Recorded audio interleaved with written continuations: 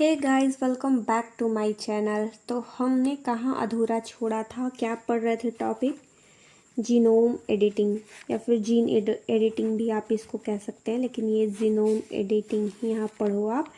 वो मैं STN process बता रही थी। क्या बता रही थी मैं यहाँ पे?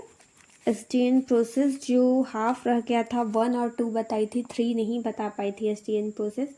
इसमें जानेंगे कि एसटीएन प्रोसेस को किसे कहते हैं। 2 तो मैंने बता दिया था, उसको आप रिवाइज कर लेना वरना लॉन्ग वीडियो हो जाएगा। यहाँ पर मैं सिर्फ आज प्रोसेस 3 करने जा रही हूँ। तो यहाँ क्या है, आप सबसे पहले देखना कि एसटीएन प्रोसेस 3, ठीक है। प्रोसेस 3 मैं लिख दे रही हूँ, P3। इसका अर्थ हुआ इस प्रोसेस में क्या होता है ना कि डीएनए को ब्रेक करने के बाद, ठीक है, ये जैसे डीएनए है उसको 2 भाग में ब्रेक करने के बाद रफ डायग्राम बनाई हूँ, हंसना नहीं भाई।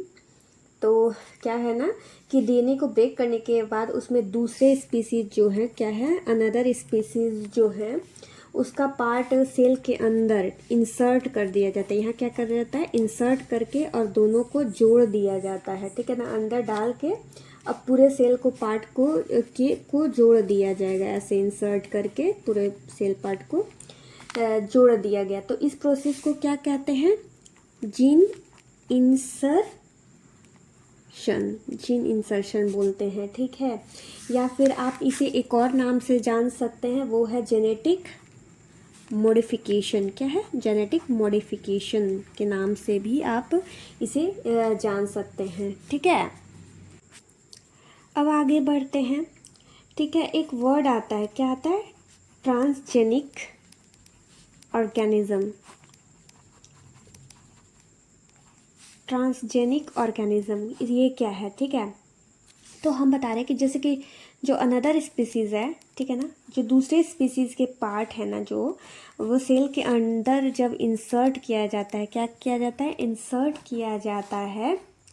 उसके बाद करने के बाद जो ऑर्गेनिज्म बनता है, क्या बनता है? जो ऑर्गेनिज्म बनता है उसे हम क्या कहते हैं? ट्रांसजेनिक ऑर्गेनिज्म कहते हैं। जैसे मतलब अगर फिर से मैं बता रही हूँ कि दूसरे स्पीसीज़ के पार्ट सेल के अंदर इंसर्ट करने के बाद जो ऑर्गेनिज्म बनता है उसे ट्रांसजेनिक ऑर्गेनिज्म कहते हैं, ठीक है।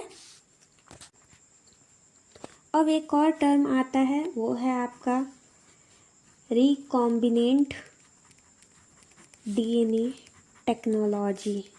ये सब एग्ज़ाम के पॉइंट ऑफ व्यू से बहुत ज़्यादा इम्पॉर्टेंट है, जो करंट अफेयर्स में आ चुके हैं, इसीलिए मैं आपको बता रही हूँ यहाँ पर। रिकॉम्बिनेंट डीएनए टेक्नोलॉजी, ठीक है ना। अब हम जानते कि ये रिकॉम्बिनेंट क्या होता है, इसका इंग्लिश क्या होता है। बहुत लोग तो पढ़ देते हैं।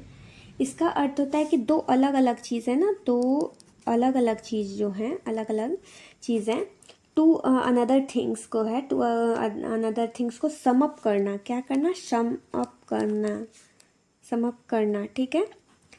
इसको मतलब सम अप को ये भी बोल सकते हैं ऐड करना, जोड़ना। 2 अलग अलग चीज़ों को जोड़ने को इंग्लिश में हम क्या कहते हैं? रिकॉम्बिनेंट बोलते हैं। तो यहाँ हम क्या पढ़ रहे थे? Recombinant DNA technology. तो इसमें क्या होगा कि जब हम ना 2 अलग अलग स्पीसीज़ के डीएनए को रिकॉम्बिनेंट करते हैं, जोड़ते हैं, ठीक है। 2 अलग अलग स्पीसीज़ के डीएनए को रिकॉम्बिनेंट करके एक बनाते हैं, जोड़ते हैं, ठीक है ना। तो उसे क्या कहते हैं? रिकॉम्बिनेंट डीएनए टेक्नोलॉजी कहते हैं, क्योंकि वहाँ पे हमने जोड़ दिया अलग अलग। तो सम अप, अलग अलग स्पीसीज़ को जोड़ दिया, ठीक है ना। तो स्पीसीज़ के डीएनए को जोड़ दिया। भाई भावनाओं को समझो, भूल जाती हूँ मैं भी बोलते बोलते। तो वहाँ पे क्या हो जाता है? रिकॉम्बिनेंट डीएनए टेक्नोलॉजी बोलते हैं, ठीक है। अब आते हैं यहाँ पर जितने भी हमने प्रोसेस पढ़े, प्रोसेस 1, 2, 3, एसडीएन प्रोसेस पढ़े, इन सब को मिलाकर क्या कहते हैं? एसडीएन प्रोसेस कहते हैं। तीनों चीज़ को मिलाकर मतलब जो जो टर्म इसमें हमने पढ़ा, एसडीएन प्रोसेस वही कहलाता है। इसका फुल फॉर्म होता है आपको यहाँ पर साइट डायरेक्टेड न्यूक्लियस। क्या होता है? Site directed nucleus. मैं पहले ये नहीं बताई क्योंकि मैं आपको वो प्रोसेस समझा देती तो आपको आसान हो जाता। जो जो टर्म यहाँ पर यूज़ हुए हैं उसको आप अच्छे से देख लेना, याद कर लेना, ठीक है। तो एक बार और मैं रिवाइज कर देती हूँ। हमने क्या क्या पढ़ा था टर्म? जीन डिसरप्शन, ठीक है। फिर सेकेंड क्या था? जीन सब्स्टिट्यूशन, ठीक है। फिर क्या था? Gene correction. ये सब बहुत इम्पोर्टेंट टर्म है, ठीक है ना। फिर क्या था? ये सब को तो जीन एडिटिंग कहते हैं, ठीक है। इस प्रोसेस को कहते हैं जो 1 और 2 में यूज़ हुआ उसको क्या कहते हैं? जीन एडिटिंग बोलते हैं। एसडीएन प्रोसेस जो तीनों को मिलाकर हुआ। अभी हमने क्या पढ़ा? अभी हमने पढ़ा किस चीज़ के बारे में? जेनेटिक मॉडिफिकेशन के बारे में पढ़ा, रिकॉम्बिनेंट डीएनए टेक्नोलॉजी के बारे में पढ़ा, ठीक है। अब मैं कुछ इम्पॉर्टेंट टर्म्स आपको समझाती हूँ यहाँ पर। अब यहाँ मैं बताती हूँ कुछ कुछ टर्म्स है, जैसे कि पहला है प्रोटीनेज, ठीक है। प्रोटीनेज, वही स्पेलिंग देख लो। प्रोटीनेज है ना, एक ऐसा एंजाइम है। क्या है ये? ऐसा एंजाइम है जो प्रोटीन को, ठीक है, प्रोटीन को क्या करता है? तोड़ता है, ब्रेक करता है, ठीक है। क्या है? एक ऐसा एंजाइम है जो प्रोटीन को ब्रेक करता है, उसको प्रोटीनेज बोलते हैं। फिर एक टर्म आता है लिपेज, ठीक है। ये क्या है? एक ऐसा एंजाइम है, ठीक है ना, जो लिपिड, लिपिड मीन्स क्या होता है? लिक्विड होता है, लिक्विड, ठीक है ना। तो एक ऐसा एंजाइम है जो लिपिड को ब्रेक करता है, ठीक है। और न्यूक्लियस, ठीक है। ये क्या है? एक ऐसा एंजाइम है, ठीक है ना, जो न्यूक्लियर मटेरियल को ब्रेक करता है। न्यूक्लियर मटेरियल को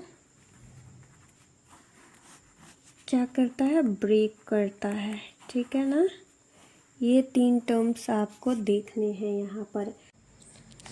एक क्वेश्चन बनता है, इम्पोर्टेंट क्वेश्चन है कि क्रिस्पर Cas9, ठीक है। Second JFNS means zinc finger nucleus, ठीक है। और टैलेंस किस चीज़ से रिलेटेड है? और ऑप्शन आपका 1 2 3 4 दे देगा और आपको बताना कि किस चीज़ से रिलेटेड है। तो जब भी ऐसा क्वेश्चन आएगा तो आंख बंद करके आपको जीनोम एडिटिंग में टिक करना है। क्या में करना है? जीनोम एडिटिंग में टिक करना है। तो आज का क्लास यहीं पे ख़त्म होता है और आगे मैं बताऊंगी अबाउट क्रिस्पर Cas9 के बारे में। आगे सब पे डिस्कस करते हैं नेक्स्ट वीडियो में। तब तक मिलते हैं, बाय बाय। रेस्ट कीजिए और एग्ज़ाम की तैयारी कीजिए। मैं भी जाती हूँ अब तैयारी करने। मिलते हैं नेक्स्ट वीडियो में।